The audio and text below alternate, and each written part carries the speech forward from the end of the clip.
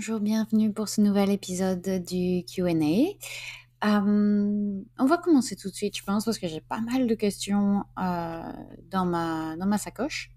Donc, je vais commencer tout de suite. J'espère que vous allez bien sûr, comme toujours. Alors, la première question. Comment pratiquer le yoga, faire du sport lorsqu'on est en vacances avec des amis, la famille, dont ce n'est pas le truc, et qu'on souhaite rester discret sur sa pratique?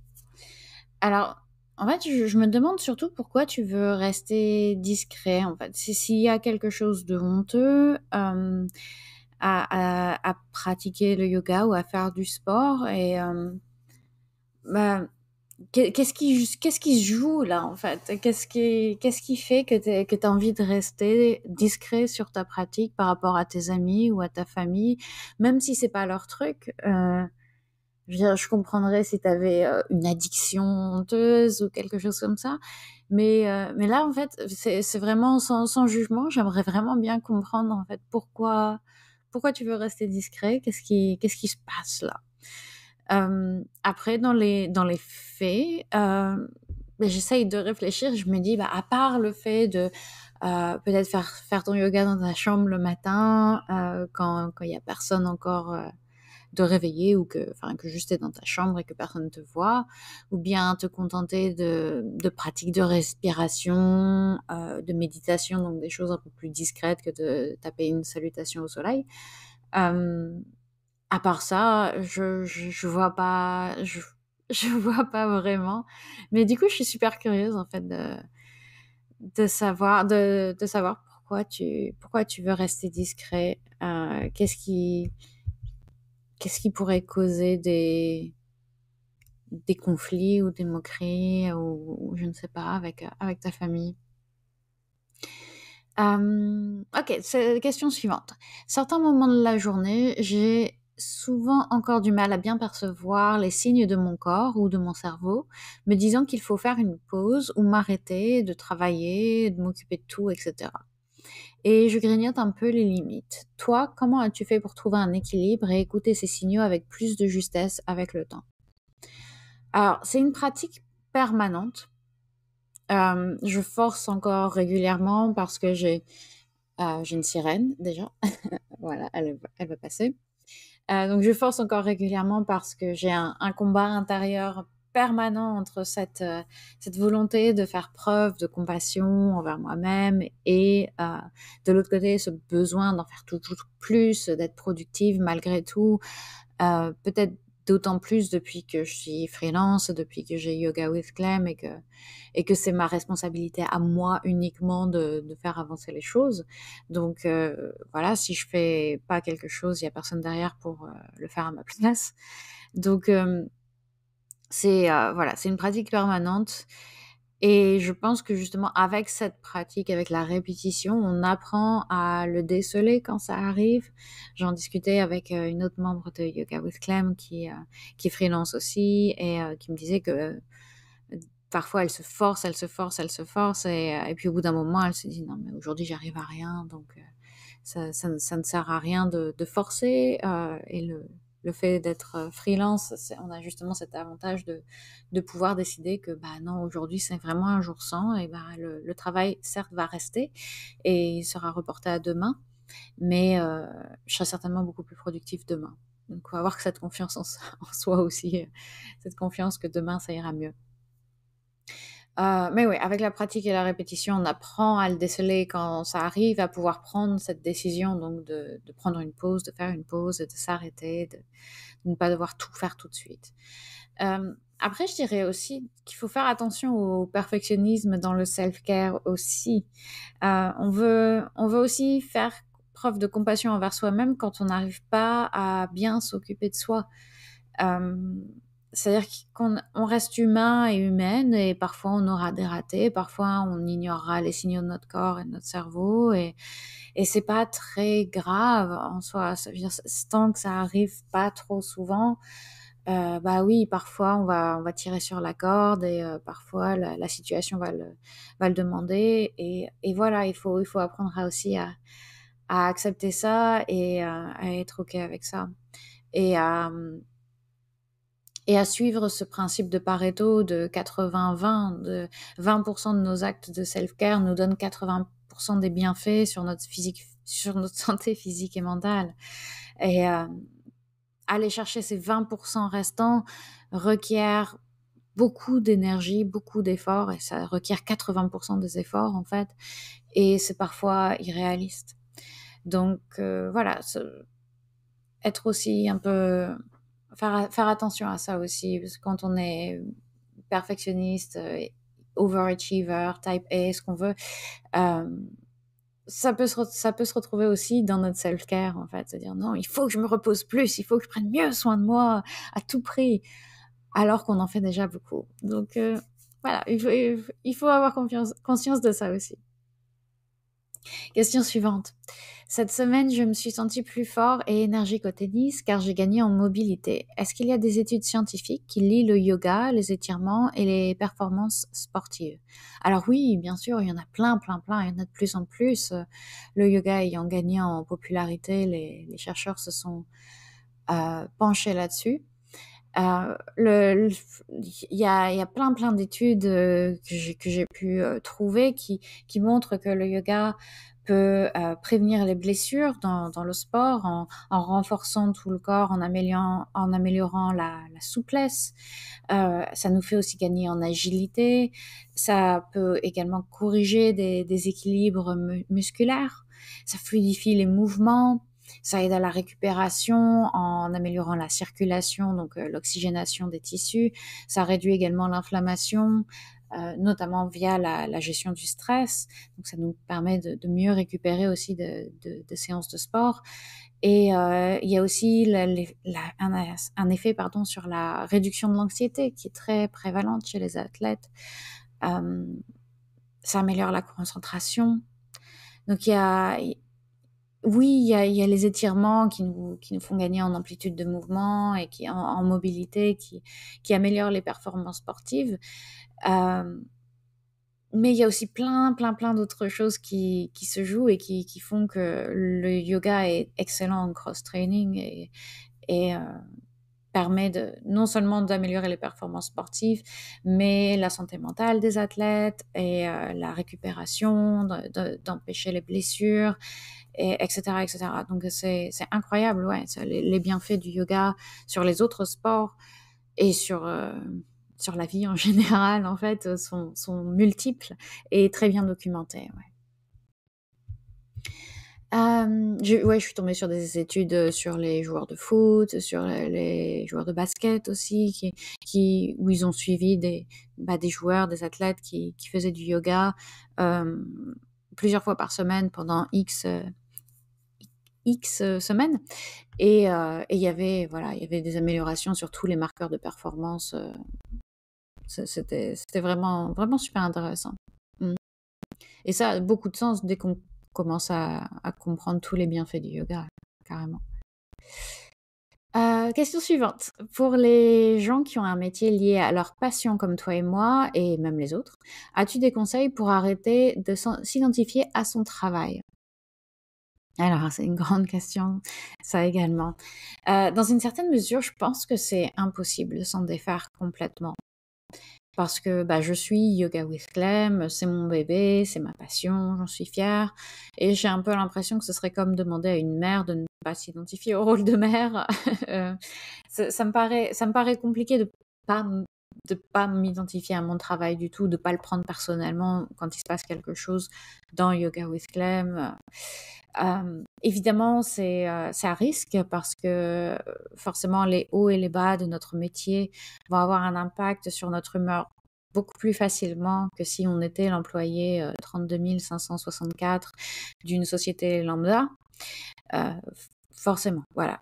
Comme je disais un peu plus tôt, quand le travail n'est pas fait à Yoga with Clem, quand je ne fais pas le travail à Yoga with Clem, le travail n'est pas fait parce que je suis seule. Et puis même si on était 2-3, je pense que voilà, ce serait toujours le cas, ou ce serait toujours je m'identifierais quand même toujours avec la société que j'ai créée, avec ma carrière, etc. Donc voilà, je pense que dans une certaine mesure, c'est difficile, c'est impossible. Après, je me suis également rendu compte que c'est hyper important d'avoir une vie en dehors de Yoga with Clem. Ce qui était surtout l'année dernière quand j'essayais vraiment de lancer le truc, c'était compliqué parce que ça me prenait tout mon temps, toute mon énergie et je vivais, je vivais, je dormais, tout Yoga with Clem, quoi. Hem, une fois que la machine est lancée, c'est hyper important d'avoir une vie en dehors, même avant, mais bon, il y a des moments où c'est pas réaliste d'avoir une vie en dehors. Mais, voilà, d'avoir des limites claires en termes d'horaire de travail. Donc c'est aussi quelque chose que j'ai fait, où j'en parle souvent bah, mes applis du boulot sont bloquées après une certaine heure. Le matin, je vais pas regarder mes mails, dès le réveil.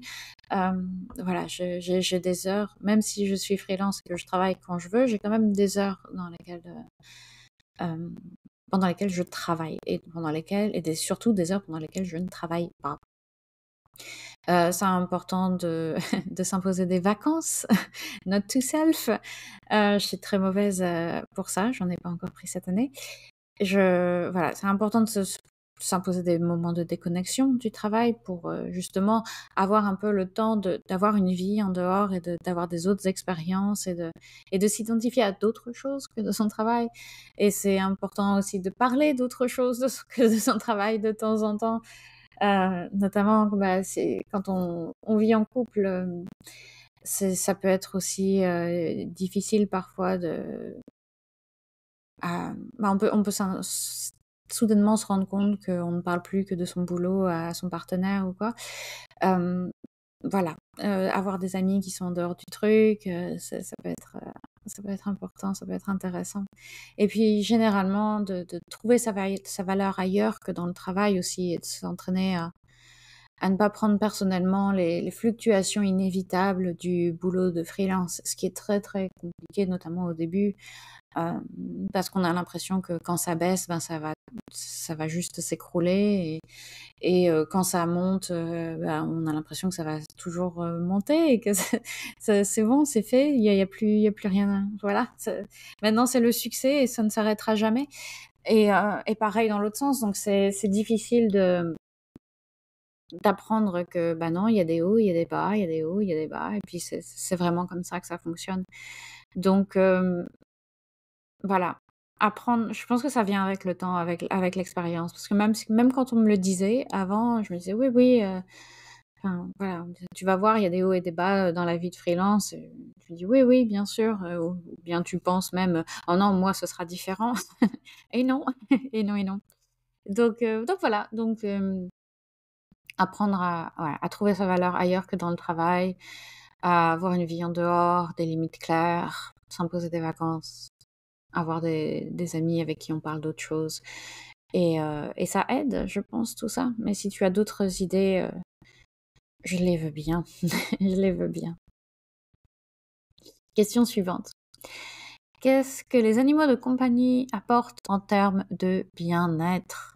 Alors, c'est une question que j'avais déjà eue il y a quelque temps, donc je vais reprendre ce que j'avais dit il y a quelque temps. Mais je suis ravie d'avoir à nouveau cette question. Je ne m'en lasse pas parce que j'aime beaucoup ce sujet, évidemment. Hem, avoir un animal, ça nous fait déjà produire plein d'hormones de bonheur, en particulier l'ocytocine qui est l'hormone de la connexion sociale, du lien social, celle, qu'on ressent quand on fait un câlin à quelqu'un qu'on aime, notamment, bah, entre les parents et les enfants, ce lien, ce bonding qui se forme quand on se touche, quand on enlace la personne qu'on aime, une personne qu'on aime.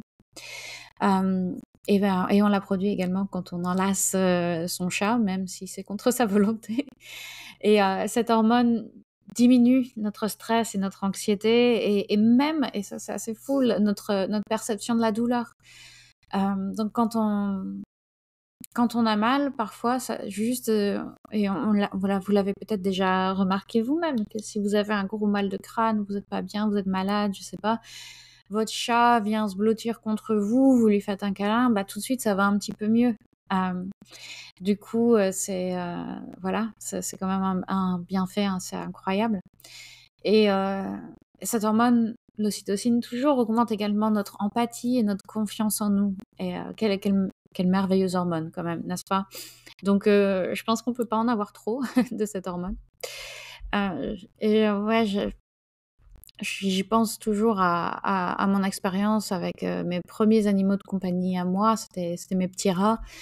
J'avais adopté trois petits rats alors que j'étais en pleine dépression. Et d'ailleurs, l'un de ces petits rats avait eu des bébés quelques mois, quelques mois plus tard, ouais. Euh, avec le rat de mon ex qui venait de me quitter, du coup. C'était il y a très longtemps, hein, c'était il y a très très longtemps. Mais voilà, d'un seul coup, je me suis retrouvée avec donc mes trois petits rats plus... j'avais combien de bébés? 13 bébés, je sais plus. Oui, 13 bébés. 13 bébés rats à m'occuper. Et bah, rien que le fait d'avoir la responsabilité d'autres petits êtres, ça m'avait beaucoup aidé moralement, en fait. Et je pense toujours à ça. J'ai toujours beaucoup de gratitude envers ces petits rats et envers le fait qu'elle ait eu tous ces bébés à ce moment-là. Et j'en ai gardé plein et c'était merveilleux. J'adorais mes rats. C'est des animaux de compagnie extraordinaires. Et puis, je pense qu'il faut aussi pas oublier la joie qu'on ressent quand on voit un animal mignon. Déjà, en général, c'est pas pour rien que les reels de chats, ça marche très bien sur Internet. C'est hyper apaisant et enfin, ouais, quand on voit son animal, je vois mon chat ou mon chinchilla, je les vois tous les jours, plusieurs fois par jour depuis 12 ans et à chaque fois que je les vois, je me dis: «Ah, ils sont trop beaux, ils sont trop mignons, ils sont trop choux». Et ça me donne un petit boost aussi de santé mentale, donc je pense que au niveau du bien-être, c'est assez incroyable. Et puis il y a toujours le bonus, ouais, pour ceux qui ont un chien, qui doivent sortir, c'est que ça nous force à sortir de chez nous, à faire un peu d'activité physique, à prendre l'air et ce sont deux choses qui ont un impact certain, prouvé sur la santé mentale. Et, euh, et c'est vrai que ça manque peut-être avec les chats et les chinchillas. Mais bon, c'est aussi bien quand il pleut comme aujourd'hui et comme tous les jours de cette année d'ailleurs. C'est incroyable cet été. Alors, question suivante. Comment bouger quand tu as mal pour ne pas te crisper encore plus? Alors ça dépend de la douleur, bien sûr. Si la douleur est aiguë et super intense, bah, il vaut peut-être mieux rester immobile, se reposer et tâcher de se détendre via la respiration, la relaxation ou même la distraction. Euh, voilà, ça va dépendre de la douleur. Si c'est une douleur qui est liée par contre à la crispation, euh, alors, il faut se souvenir que motion is lotion et que du coup, le mouvement aidera à la circulation, à la fluidité des tissus, oui, à la circulation sanguine, à la circulation de la lymphe, donc à faire en sorte que la douleur s'estompe, que le corps guérisse. On veut des mouvements doux, des mouvements lents, intentionnels, donc quelque chose de vraiment très très doux. Bien sûr, on va pas aller courir ou faire quelque chose qui est vraiment trop explosif pour le corps. On veut bouger et même avoir une certaine curiosité en fait envers la douleur. Donc comprendre que la douleur c'est simplement un signal de notre corps qui se sent menacé. Notre corps veut qu'on l'écoute, alors il nous envoie ces signaux et plus il veut qu'on l'écoute, plus les signaux vont être intenses. Et le pire à faire, ce serait de l'ignorer, de juste prendre un antidouleur, un Doliprane pour masquer la douleur et espérer que ça s'arrête d'elle-même. Bon, ça peut marcher pour un mal de crâne ponctuel, pour quelque chose d'un peu plus chronique, c'est pas l'idéal. Pardon, j'ai perdu ma voix. Donc on écoute la douleur, on écoute le corps, on va bouger doucement pour observer l'évolution de la douleur, ce qui la soulage, ce qui l'intensifie, ce qui la change, si elle se déplace ou si elle reste au même endroit, si les contours sont assez définis ou si c'est un petit peu vague ou enfin, si la douleur est plutôt sourde, si elle est plutôt nerveuse, intense, électrifiante. Électrifiante? Mmh. Bah, électrisant, je sais pas. Mais un coup comme un choc électrique. Donc donc voilà, avoir cette curiosité un peu avec, envers la douleur et et comprendre que c'est juste un signal. C'est juste un signal de notre corps qui essaye de nous dire quelque chose et qui qui nous demande à être écouté. Donc le fait d'écouter, de comprendre et de s'y intéresser avec douceur et avec compassion, ça va nous permettre de l'apprivoiser, de la comprendre, de moins se crisper, finalement. Voilà, donc des mouvements doux. Question et suivante et dernière question. Comment réussir à se désintoxiquer du téléphone et de l'habitude de le prendre dès qu'on a un moment? C'est un sujet qui revient beaucoup en ce moment. Vous m'avez beaucoup posé cette question. Et ce que je peux complètement comprendre parce qu'on en est tous coupables, hein, moi-même largement. Euh, donc, des choses que j'ai déjà mentionnées, des choses que j'ai déjà couvertes, mais qui, je pense, sont toujours une bonne idée. C'est toujours bien de les répéter de toute façon, et qui sont très pratiques, matérielles. Ce sont les applis qui imposent une limite d'utilisation. Si vous voyez que vous passez 4 heures par jour sur Instagram, vous savez que votre téléphone, il a cette fonction où vous pouvez le limiter et peut-être en passer 1 heure de moins. Commencer, par exemple, ou faire en sorte que ces applis soient plus accessibles après une certaine heure. C'est bête, mais cette simple friction, ça aide en fait. Et des fois, c'est tout ce qu'il nous faut parce que c'est vraiment, bah, c'est comme tu le dis, c'est une habitude de le prendre dès qu'on a un moment. Donc c'est un geste automatique, réflexe, on réfléchit pas, on prend le téléphone, on ouvre l'appli, paf, et puis on est dedans. Le fait d'avoir cette pause en fait, ce téléphone qui se dise: «Bah non, t'as bloqué» ou «Bah non, est-ce que tu es sûr que tu veux vraiment bien est-ce que tu es sûr que tu veux ouvrir cette appli?» Bah, parfois, pour moi en tout cas, ça marche plutôt bien. Ça me fait me dire: «Non, t'as raison, effectivement, je peux faire autre chose» et ça pattern interrupt en fait, ça me coupe vraiment dans mon élan et du coup ça me permet de faire un autre choix.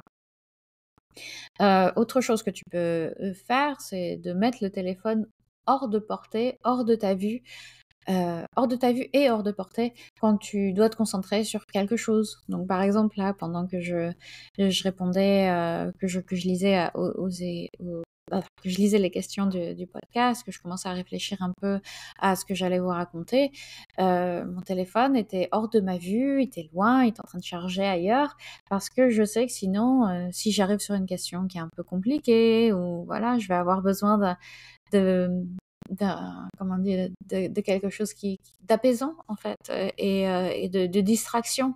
Parce que: «Oh c'est dur, alors je veux me distraire» et ça m'arrive souvent et je pense que je suis pas la seule, j'espère, dites-le moi. Donc je mets le téléphone ailleurs, comme ça j'ai même pas la possibilité et du coup il faut que je continue à me concentrer. Ou alors il faudrait, encore une fois, pattern interrupt, il faudrait que je me lève, que j'aille dans l'autre pièce, que j'aille chercher mon téléphone, tout ça et bah, c'est assez de friction pour, me dissuader de le faire. Mais surtout ce qui est intéressant, ce qui est important, c'est de s'interroger sur son rapport avec son téléphone et à son rapport à l'ennui aussi. Parce que parfois on s'ennuie, alors on attrape le téléphone et puis on tombe dans du doom scrolling pendant des heures et hem Et ça me fait penser en fait à une étude qui avait été publiée il y a quelque temps qui cherchait à tester la capacité des gens à laisser leur esprit vagabonder, à être seul avec leurs pensées, à être juste assis et faire rien d'autre que de penser. Voilà, d'être seul avec leurs pensées. Et les chercheurs avaient proposé en fait à ces gens de s'asseoir avec leurs pensées pendant, je crois que c'était 15 minutes, ou bien de recevoir un choc électrique.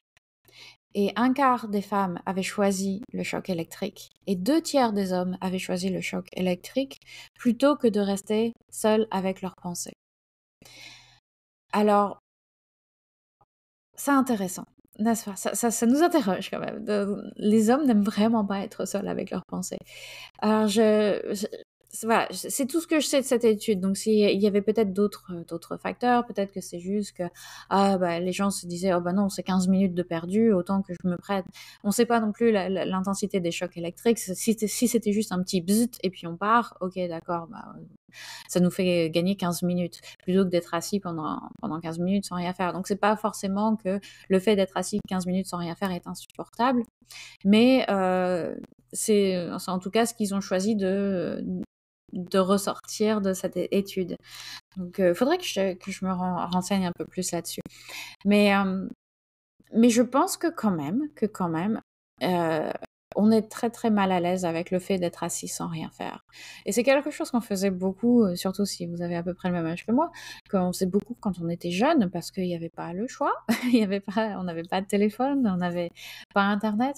Donc, parfois, on était juste assis, avec nos pensées sans rien faire pendant des dizaines de minutes. On attendait, dans la salle d'attente du médecin ou des choses comme ça. On faisait rien de spécial. Et maintenant, vu qu'on a toujours ce téléphone dans la main, c'est vraiment devenu le réflexe d'aller faire ça. Donc, s'interroger, voilà. Est-ce que c'est quelque chose qui pour vous, c'est pour toi ou pour n'importe qui, c'est quelque chose de très difficile, l'idée d'être assis sans rien faire et d'être seul avec ses pensées? Est-ce que l'idée de la méditation, par exemple, est quelque chose que vous rejetez complètement parce que, vous avez ouais, c'est pas confortable d'être assis avec ses pensées, c'est pas confortable. C'est vrai que c'est pas toujours confortable. Parfois, il y a des choses qui ressortent et qui sont, bah, qu'on préfère enterrer, en fait, sous plein d'autres choses. Donc, voilà, s'interroger sur son rapport au téléphone et sur son rapport, à l'ennui, au fait d'être seul, et de ne pas avoir de distraction. Voilà. C'est tout pour moi pour aujourd'hui et c'est déjà pas mal. J'espère que ça vous a été utile, que vous avez trouvé ça intéressant. N'hésitez pas à m'envoyer vos questions comme d'habitude, à regarder les notes de l'épisode si vous voulez que je vous accompagne. Je vais ouvrir des spots pour cet été, des créneaux. Donc, n'hésitez pas à venir discuter, de votre situation. Je vous dirai si je peux vous aider et comment. Et voilà, j'ai très hâte, de recevoir vos messages. À très bientôt, bisous.